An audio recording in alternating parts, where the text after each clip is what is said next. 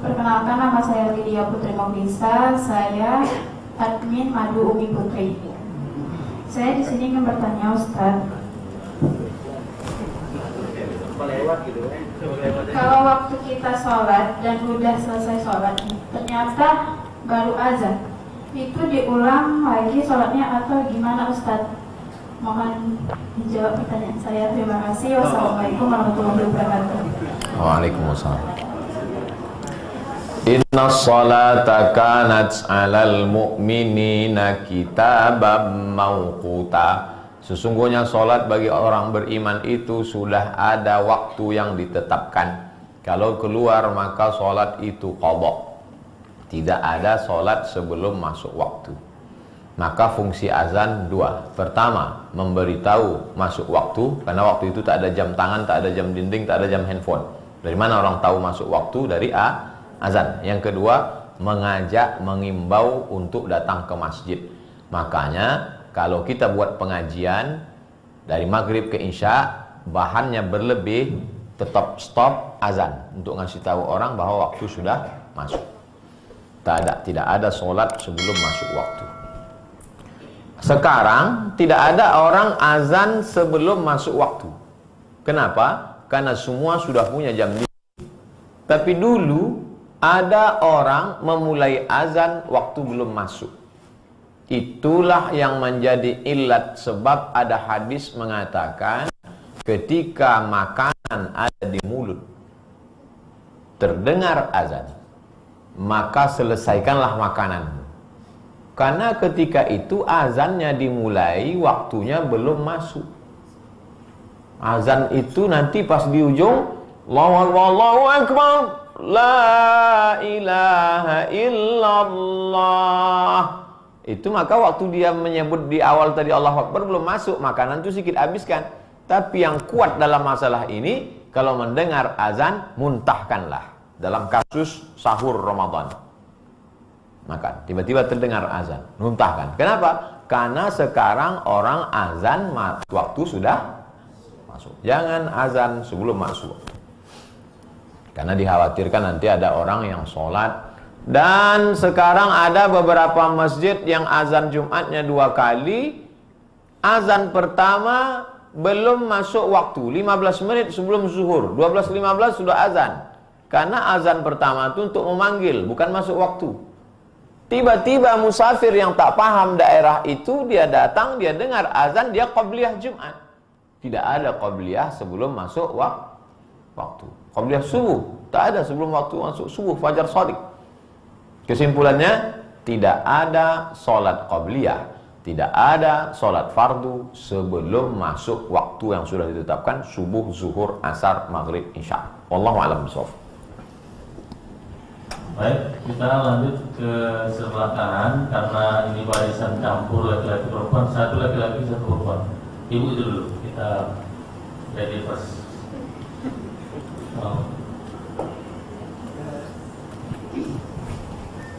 Bismillahirrahmanirrahim. Assalamualaikum warahmatullahi wabarakatuh. Waalaikumsalam. Saya Rona Nasution dari RA Al-Fiqrah 2. Yang ingin saya tanyakan, Ustadz, bagaimana posisi sebenarnya tangan seorang perempuan ketika melakukan sujud? Menyempit atau mengembang? Karena beberapa waktu lalu, alhamdulillah, kemudian ada kegiatan ini, kami ada perdebatan sedikit dengan beberapa guru di sekolah. Ketika kita sholat, dia mengatakan, kenapa tangan kakak menyempit? Tangan kakak harusnya mengembang. Sementara, mohon maaf Ustadz, ilmu yang saya pakai sejak kecil adalah bahwa, maaf cakap, perempuan kan ada buah dada begitu. Seperti yang Ustadz bilang tadi, menutupi kan begitu. Jadi lengan perempuan ketika saya tahu itu adalah menyempit, sama seperti ketika dia takbiratul ihram sedada tadi itu. Nah, sujud begitu juga. Itu yang pertama, mohon penjelasannya Ustadz. Yang kedua, posisi kaki ketika kita tasyahud awal.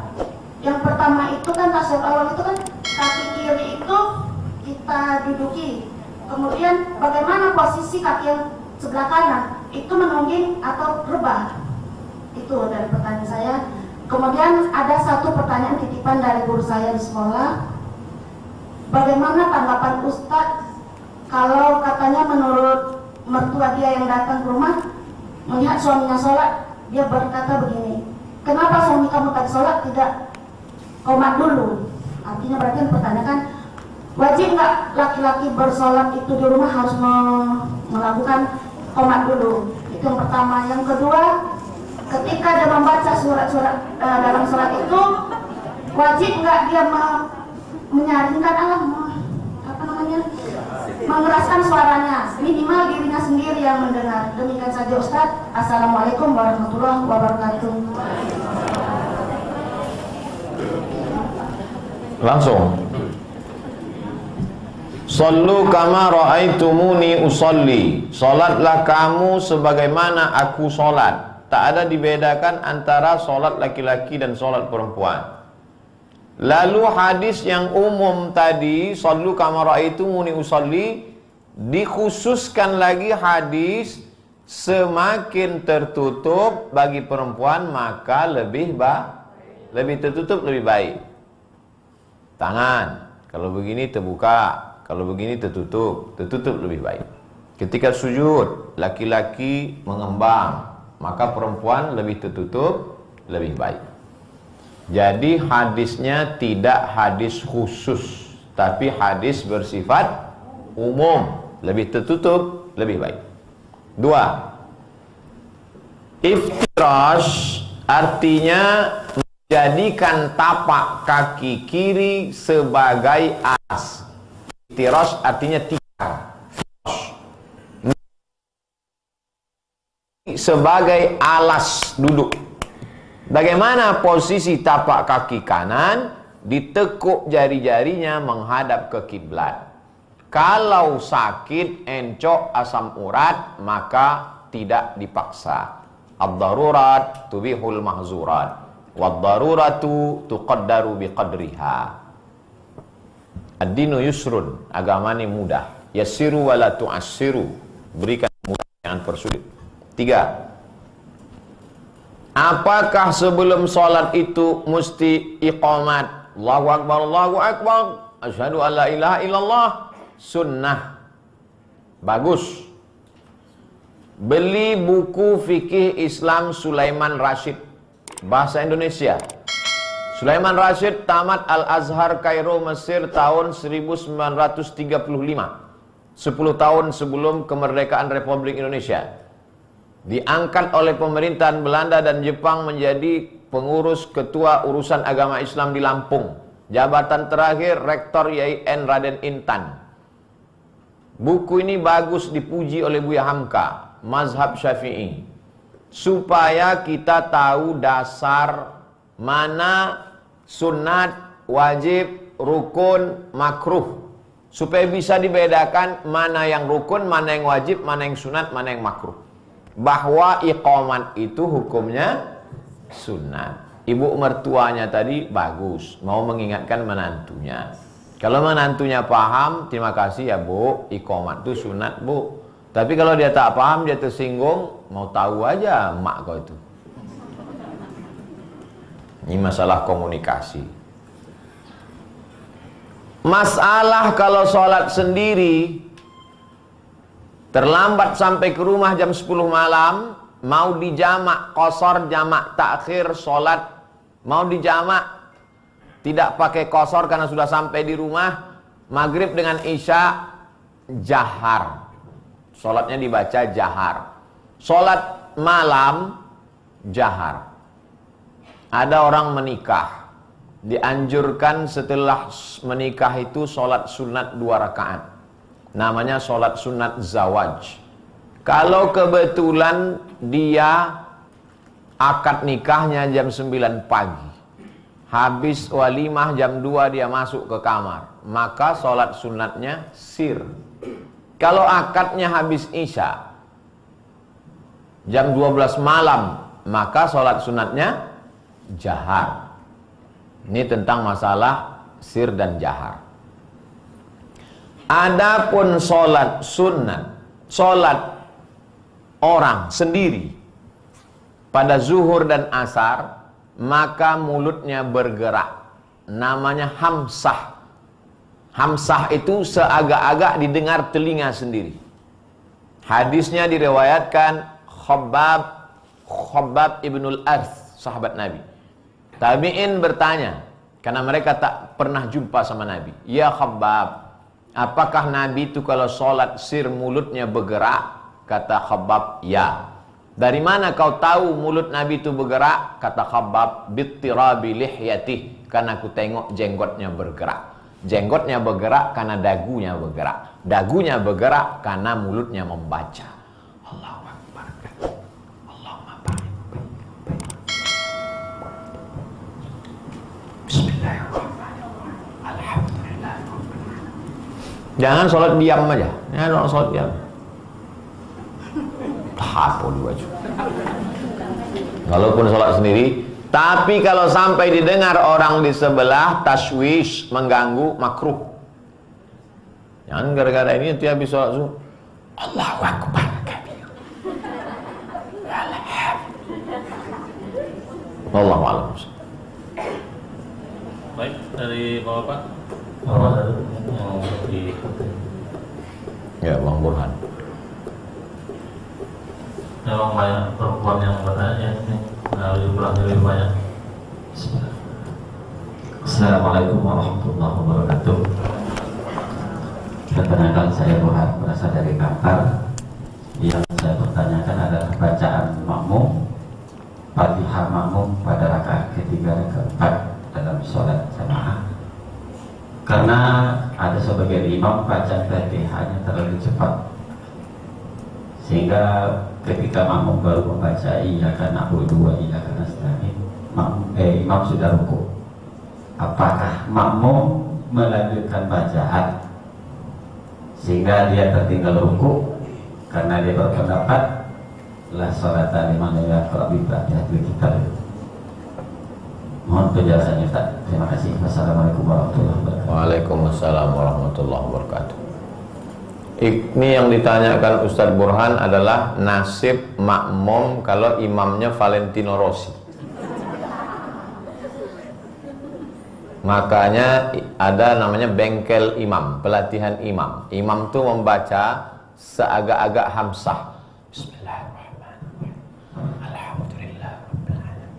Ar-Rahmanirrahim. Maliki yaumiddin. Iyyaka na'budu. Yang imam tadi itu satu hembus nafas habis. Sementara makmum di belakang baru. Apakah dia ikut dengan imam turuku atau dia lanjutkan Fatihahnya sampai imam tu bangkit dari ruku? Kalau sampai hilang satu rukun, maka batallah iqtidah, menjadi mufaraqah. Terpisah dia menjadi dari imam. Lalu kalau dia ikut sementara dia tak baca Fatihah, maka berlakulah hadis man adraka raka'atan faqad adrakas shalah. Masuk kita ke masjid, imamnya sedang tegak, kita takbiratul ihram, langsung dia ruku, Allahu Akbar. Apakah kita teruskan Fatihah kita atau ikut ruku? Ikut ruku. Berlakulah hadis al-imamu junnah, imam penanggung jawab. Faqira'atul imami qira'atul ma'mumi, maka bacaan imam menjadi bacaan makmum. Tapi imam ini jangan dibiarkan berlama-lama, mesti dikasih tahu. Tak bisa kasih tahu, SP1.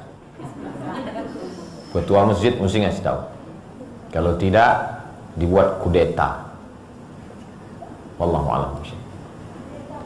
Baik, kami kasih Bapak satu lagi. Ini yang pakai mata duluan ya. Assalamualaikum warahmatullahi wabarakatuh. Waalaikumsalam warahmatullahi. Perkenalkan Ustaz, nama saya Komar Zaman dari Madrasah Uwais Al-Qarni yang posisinya di Jalan Fajar, Fajar Ujung. Dua pertanyaan Ustaz. Yang pertama, ketika kita gerakan sholat, itu boleh nggak kalau pakai madhab yang berbeda? Seandainya rukuknya Syafi'i, sujudnya Maliki misalnya, boleh nggak seperti itu? Atau harus satu Syafi'i semua? Gitu. Yang kedua Ustaz, murid sekolah kami dari SD sampai kelas 6, kelas 1 ke 6 itu cukup banyak, dan masjid kami jauh karena dekat gereja sana, sehingga sholat Jumat kami di sekolah, ada masjidnya di sekolah, ada masjidnya. Tujuan yang lain untuk melatih anak-anak ini supaya diam selama berkhutbah, dan itu alhamdulillah berjalan sampai hari ini. Pertanyaannya, Ustaz, boleh nggak kami sholat Jumat itu anak-anak dari anak kelas 6 sampai ke bawah, tapi khusus laki-laki? Kalau imam sama khutbahnya tentu gurunya, tapi anak pesertanya ini anak-anak, boleh atau tidak? Terima kasih, Ustaz.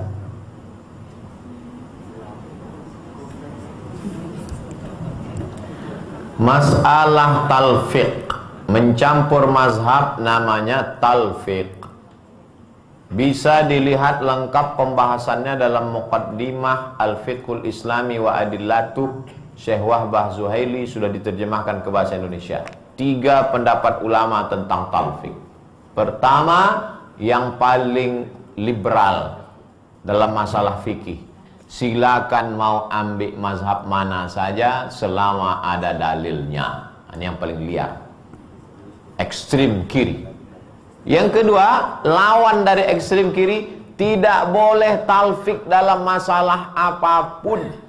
Kalau sudah mazhab Syafi'i, mesti mazhab Syafi'i, tak boleh pindah mazhab. Ekstrim kanan, eka, eki, ekstrim kanan, ekstrim kiri. Biasa ini, dalam satu masalah apapun pasti ada kanan, ada kiri. Dan ada kelompok yang tengah, munsif, moderat. Boleh talfiq tapi bersyarat. 1, ngerti fikih, paham Hanafi Maliki, bukan mencomot-comot. 2, bukan untuk tatabbu' rukhas, untuk ngambil mudah-mudahnya aja. 3, bukan dalam satu qadiyah. Satu qadiyah itu maksudnya satu masalah. Tak boleh satu masalah dia campur 2 masalah. Contoh, mengambil wuduknya pakai mazhab Syafi'i, pas membatalkannya pindah ke Maliki. Wuduk dalam mazhab Syafi'i kepala sedikit saja, sah. Wuduk dalam mazhab Maliki kepala mesti basah semua. Wuduknya pakai mazhab Syafi'i, sedikit saja. Pas selesai wuduk, dia masuk ke hotel, ucapkan selamat pada orang nikah. Barakallahu lakum wa baraka alaikum wa jama'a bainakum wa khair. Kena ujung. Pas keluar dari hotel dia sholat. Pas ditanya, kenapa kau sholat? Kau kan bersentuhan tadi. Menurut mazhab Syafi'i kan batal. Menurut Maliki tak batal. Padahal cara wuduknya Syafi'i. Apakah kita di Pekanbaru ini total 100% mazhab Syafi'i? Tidak. Saya beli duku di Jalan Pasir Pangarayan. Ketika saya beli duku, saya ambil, saya bayar. Sahkah jual beli saya? Sah. Tapi menurut mazhab Syafi'i tak sah, karena tak ada akad. Apa kata mak-mak tua yang berjualan tuh? Jual yo. Orang Rokan Hulu masih berpegang ke mazhab Syafi'i dalam masalah jual beli. Kita sesungguhnya dalam masalah sholat Jumat, sholat Jumat satu kota ini sholat Jumatnya mesti satu dalam mazhab Syafi'i. Lalu sholat Jumat di Pekanbaru ini sekarang apa ini? Mazhab apa ini? Hanafi. Dalam mazhab Hanafi, kalau ramai setiap masjid cukup rukun syarat, sah sholat Jumat. Jadi sebenarnya kita mau tak mau, suka tak suka juga melakukan talfiq. Pakai laffaqa yulaffiqu, artinya menempelkan mazhab. Mazhab ya Syafi'i, ada tempelnya. Jadi mazhab kita ini sebetulnya mazhab tempel-tempel, talfiq. Tapi jangan mudah-mudah sembrono, nggak ngerti. Saya lebih selamat memilih satu mazhab saja. Tapi dalam beberapa masalah saya juga mazhab lain, tapi tak saya campur-campur. Demikian. Tentang masalah sholat Jumat, dalam mazhab Syafi'i mesti 40 orang. Kalau kurang dari 40 orang, sholat Jumat tidak sah. Satu kota ini hanya satu sholat Jumat yang sah. Jadi kalau banyak masjid melaksanakan sholat Jumat, maka setelah selesai sholat Jumat, mereka sholat zuhur lagi, mengganti sholat Jumat yang dikhawatirkan keabsahannya itu. Jadi kalau ada nanti orang habis sholat Jumat, dia sholat 4 rakaat. Kau sholat apa tadi? Sholat zuhur. Dia berpegang kepada mazhab Syafi'i. Syafi'i yang asli. Karena aslinya satu negeri, satu kota itu adalah satu sholat Jumat. Adapun menurut mazhab selain mazhab Syafi'i, asal sudah berkumpul orang menurut urf, itu sudah disebut jamaah, maka sahlah sholat Jumatnya. Imamnya guru, khotibnya guru, ada di situ anak-anak ramai, lebih 40, sah sholatnya. Tak perlu diulang zuhur. Ragu kami guru-guru nih Pak, guru-gurunya ulang sholat zuhur. Kalau ragu, anak-anak itu memang mereka tak wajib. Mereka itu belum akil baligh, belum mukallaf. Maka ibadah mereka itu adalah latihan. Muru auladakum bis shalah, suruh mereka salat wahum wahum sab'a sinin, 7 tahun. Wadribuhum fil asyrah, pukullah dia 10 tahun. Demikian Pak Omaruz Zaman dari Uwais Al-Qarni. Wallahu a'lam.